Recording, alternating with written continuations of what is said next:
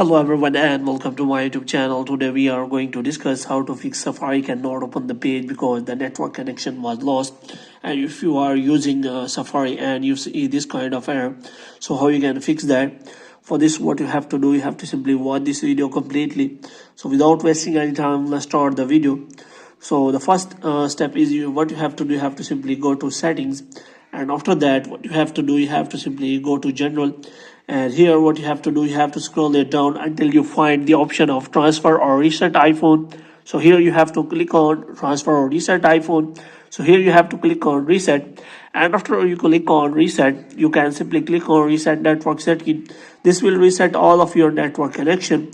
And the next thing you have to do is you have to check whether it is showing any kind of update or not, which means you have to check whether your iPhone is up to date or not, which means you have to simply check for software update, and any kind of software updates are available, then you have to simply download and install the updates, because Safari is updated while the software has been updated.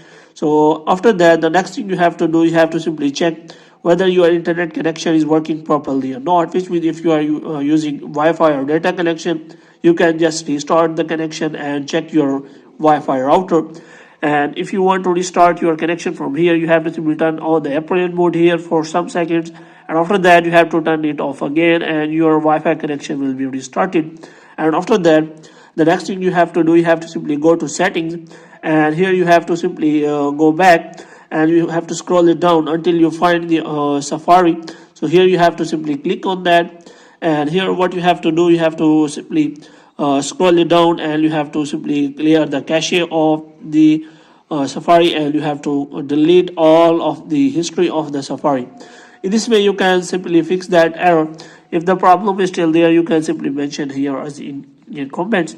So hope you have liked this video. If you get more videos like these, you can subscribe our channel.